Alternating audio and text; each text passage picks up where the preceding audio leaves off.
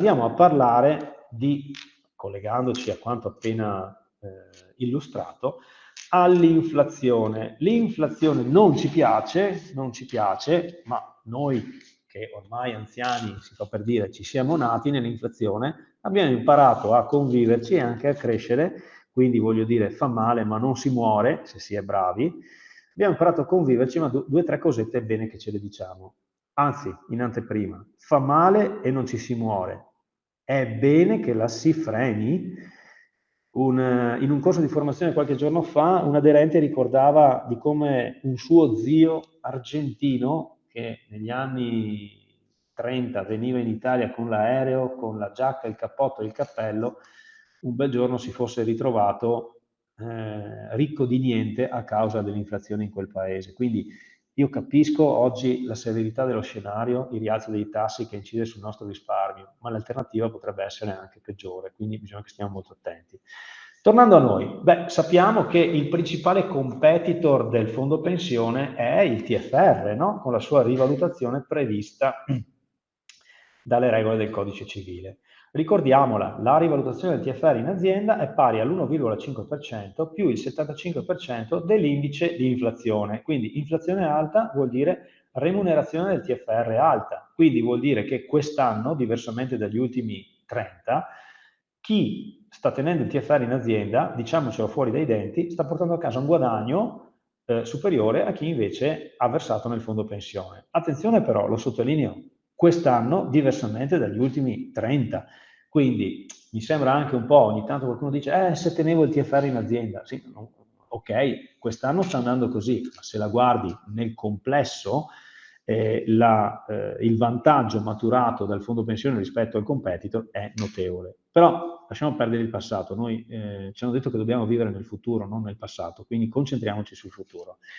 Alla fine di settembre l'indice Istat di inflazione misurava 6,87% da inizio dell'anno e si stima che alla fine dell'anno possa arrivare anche, non so, che so, attorno al 7,5, giù di lì, ok? Questo significa che la rivalutazione lorda del TFR al 30 di settembre sarebbe del 6,28%. Per l'iscritto, scusate, uso sempre questo termine, per il lavoratore la rivalutazione netta, perché di mezzo c'è la fiscalità, a settembre 2022 pesa 5,21%. Ma questo è un corso per le aziende, quindi noi vogliamo metterci nei panni delle aziende. Bene, la rivalutazione quest'anno del TFR pesa il 6,28% a settembre, ma a dicembre sicuramente sarà più alta perché salirà il tasso di inflazione e c'è da considerare per intero la parte fissa. Ricordiamo peraltro che le aziende con più di 50 dipendenti, quindi oggi ci sono aziende che hanno più o meno di 50 dipendenti, attenzione, che avevano più o meno di 50 dipendenti al 31 dicembre 2006, legge, regola legata al trasferimento del TFR in azienda. Ricordo che le aziende con più di 50 dipendenti al 30 dicembre 2006 hanno trasferito questo TFR al fondo di tesoreria gestito all'INPS, quindi la rivalutazione è un problema in questo caso dell'INPS, cioè dello Stato italiano, cioè comunque nostro, perché poi ci ritorna indietro dall'altra parte come fiscalità. Oppure, ecco, chiaro, in queste aziende l'alternativa al fondo di tesoreria INPS è chiaramente la previdenza complementare. Dunque, le aziende con più di 50 dipendenti non hanno grossi problemi in termini di costo azienda per quanto riguarda la rivalutazione del TFR, salvo il TFR tenuto in azienda dai lavoratori prima del 2007, perché ricordiamo che la questione del fondo di tesoreria viene introdotta proprio in quell'anno. So che ci sono domande, vediamo se possiamo rispondere subito o se andiamo alla fine. Un secondo solo. Perfetto. Allora, concludiamo questo argomento e poi rispondiamo alla domanda. Quindi dicevamo, anno 2022, costoso per l'azienda tenere il TFR in azienda. Sapete che spesso, e mi ricollego anche alla domanda che è arrivata, le aziende che per davvero accantonano il TFR cercano delle forme di investimento, tipicamente delle assicurazioni, nelle quali magari vanno a versare l'ammontare dovuto all'iscritto e queste assicurazioni danno una remunerazione di un certo livello. Chiaramente in questa fase non è facile trovare una remunerazione in linea con quella del TFR nel 2022, perché perché portare a casa un 6,28%, come avete visto prima, non è per niente facile. Quindi mettiamocela via, l'anno 2022 è un anno complicato. Qualche azienda nei mesi passati, anche qualche grande azienda, grandissima, e si riferiva a questa grandissima azienda al TFR ante 2007, ci ha detto, ma io vorrei trasferire al fondo pensione il TFR giacente, ce l'ho qui perché mi costa tantissimo come rivalutazione. La domanda è venuta più spesso, casomai, da piccole aziende, con meno, o meglio da qualche consulente, ecco, perché già lo scorso anno, 2021, forse qualcuno di voi ha partecipato al corso del 2021, quando dicevamo a forza di politiche espansive arriverà l'inflazione, un po' sta già arrivando. Ecco, non siamo stati forse no, spero di no, porta sfortuna, è arrivata l'inflazione e quindi quest'anno nei bilanci delle aziende peserà questa roba. Vi facciamo un esempio. Immaginiamoci un'azienda con 10 dipendenti che hanno un'anzianità media di 10 anni, quindi neanche un'azienda con personale iperfedele, 10 anni di anzianità. Questi dipendenti ce li immaginiamo con una RAL di 21.000 euro, quindi una RAL neanche elevatissima. Considerate che la RAL media dell'iscritto a Solidarietà Veneto è di 25.000 euro, ma insomma, tanto per fare l'esempio. E immaginiamoci alla fine dell'anno un'inflazione del 7,5%. In questa situazione l'azienda avrebbe un accantonato in termini di TFR di 145.000 euro e la rivalutazione complessiva che si ritroverebbe alla fine dell'anno sarebbe di 23.000 euro, di cui, attenzione, 10.000 maturati solo nel 2022. Lo dico in altri termini. La rivalutazione maturata in questa azienda nei 10 anni precedenti più o meno somiglia a quella che maturerà nel singolo 2022. Questo è l'impatto dell'inflazione a fine anno. Quindi per l'azienda questo è un costo considerevole, naturalmente per il lavoratore è un vantaggio, specialmente nel confronto col TFR versato al fondo pensione. Chiaro che il lavoratore, iscrivendosi al fondo pensione, ha anche degli altri vantaggi. Sì, magari nel singolo anno ha un rendimento non in linea con questo, però ha i vantaggi fiscali e poi il contributo dell'azienda, eccetera, eccetera, eccetera, e comunque non si guarda nel singolo anno. Allora appunto qualche azienda, qualche lavoratore dicono, piglio tutto il mio TFR pregresso, mi iscrivo al fondo pensione intanto oggi, e tutto il TFR che ho maturato in azienda domani mattina lo verso al fondo pensione. Addirittura l'azienda spinge in questa direzione.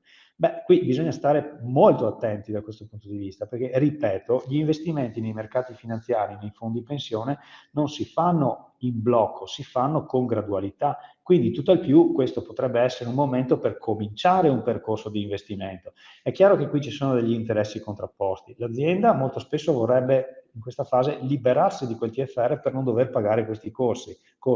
Il lavoratore dice, no, mi porto a casa la rivalutazione e poi, se vogliamo, ne parliamo pian pianino di investimento nel fondo pensione. Mi va bene, ma con calma. A voi la palla nel negoziato. È chiaro che però ci interessa mettere in chiaro questa situazione affinché non ci siano sorprese e l'impatto, come dicevamo, sarà consistente. Allora, la domanda che è arrivata. Per le aziende i cui lavoratori non sono interessati ad aderire a un fondo pensione, le aziende hanno la possibilità di versare delle somme al fondo al fine di accantonare le somme che poi dovrà liquidare i lavoratori al momento della cessazione del rapporto di lavoro?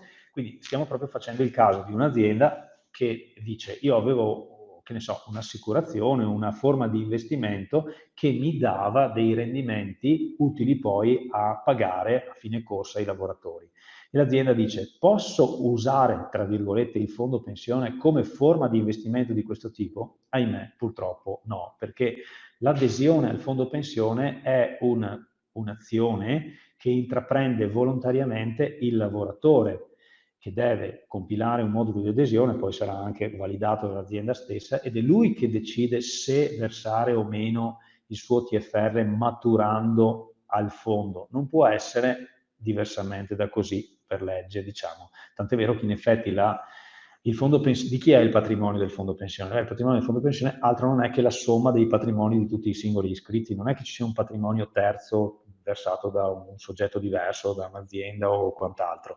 Quindi, ahimè, questa possibilità non sussiste, tant'è vero che si parla oggi dell'ipotesi di versamento del TFR pregresso proprio per considerare questa questione. Prendo anche l'altra domanda. per il dibattito. Se, dunque, come azienda inferiore ai 15 dipendenti abbiamo il 75% di dipendenti con il TFR in azienda. Oggi con la rivalutazione del TFR 6,28, per quanto siano garantiti i fondi, non hanno un rendimento tale da coprire la rivalutazione. L'azienda ha a disposizione degli strumenti per liquidare il TFR o che vengono inseriti in fondi pensione per il dipendente? Beh, la domanda è assolutamente pertinente ed è proprio quello di cui stiamo parlando. Nel singolo anno, nell'anno 2022, il TFR, la rivalutazione del TFR è pesante per l'azienda, interessante per il lavoratore, estremamente competitiva nel confronto col fondo pensione. Quindi se guardo al singolo anno, ripeto, l'azienda magari vorrebbe liquidarlo questo TFR o comunque farlo sparire così da far sparire il costo. Chiaro però che se il TFR esce oggi, esce pro quota, quindi la rivalutazione maturata fino adesso comunque andrebbe tenuta in considerazione. Però se la stima che fa l'azienda è che anche il prossimo anno ci sia inflazione elevata, ecco allora che magari fa un ragionamento di prospettiva. Dall'altra parte, mettendosi nei panni del lavoratore, il lavoratore vorrà, immagino, portarsi a casa questa rivalutazione dell'anno.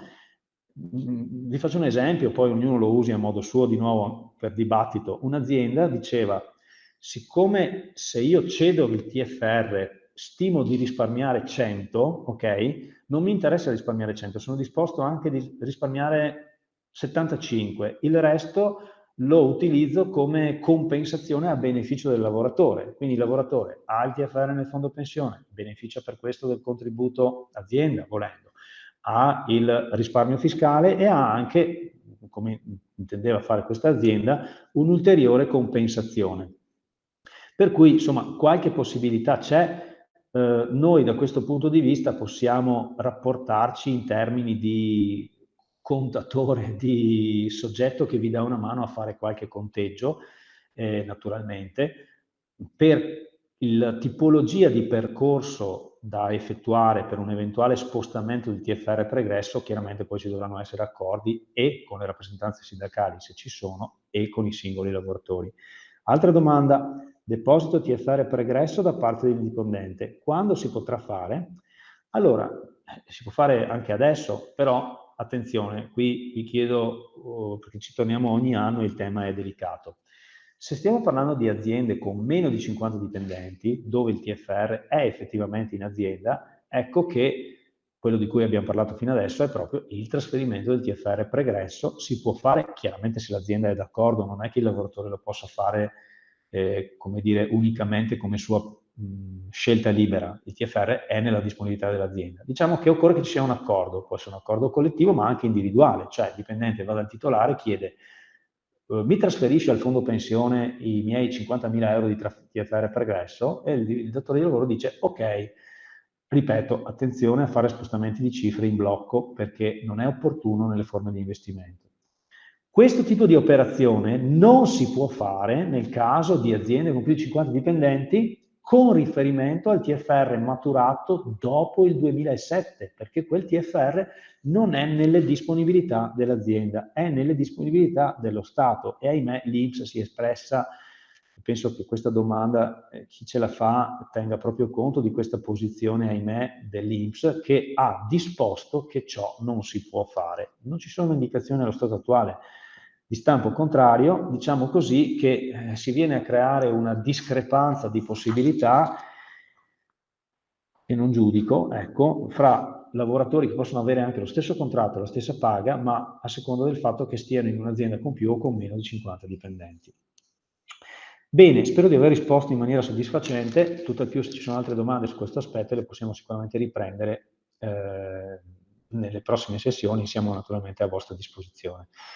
Quindi diciamo, effetti per le aziende, dicevamo, impatto negativo sul risparmio dell'inflazione. Siamo ai massimi? Beh, diciamo, considerando che il prezzo del gas sta scendendo, probabilmente potremo avere nei prossimi mesi un effetto positivo sulle bollette e quindi si potrebbe tornare indietro come inflazione, un buon segnale, però è difficile fare una stima, una previsione da qui ai prossimi 2-3 anni, perché come dicevo c'è sotteso a questo argomento tutto il tema della dipendenza energetica. A tal proposito ricordo a tutti voi un appuntamento, il 23 di novembre, questo mese, ci sarà l'assemblea del fondo che andrà ad eleggere un consigliere in sostituzione di un consigliere che sia dimesso poche settimane fa.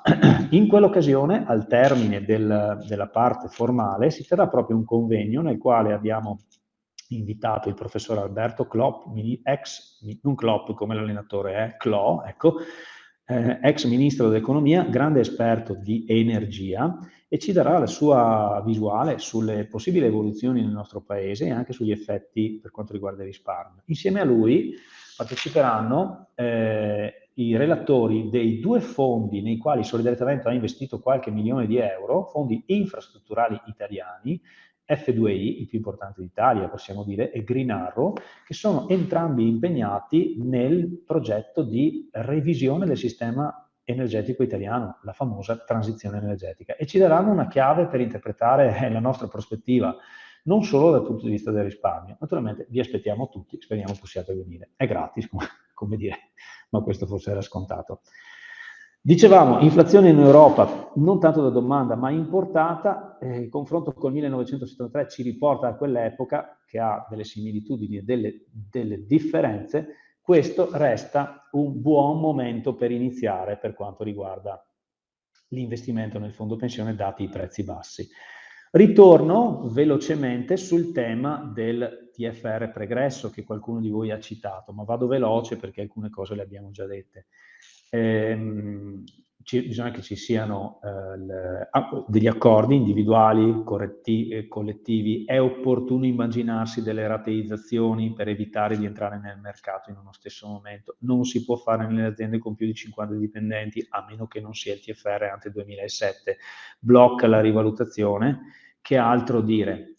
Ecco, appunto, la differenza è soprattutto tra le aziende con più o meno di 50 dipendenti.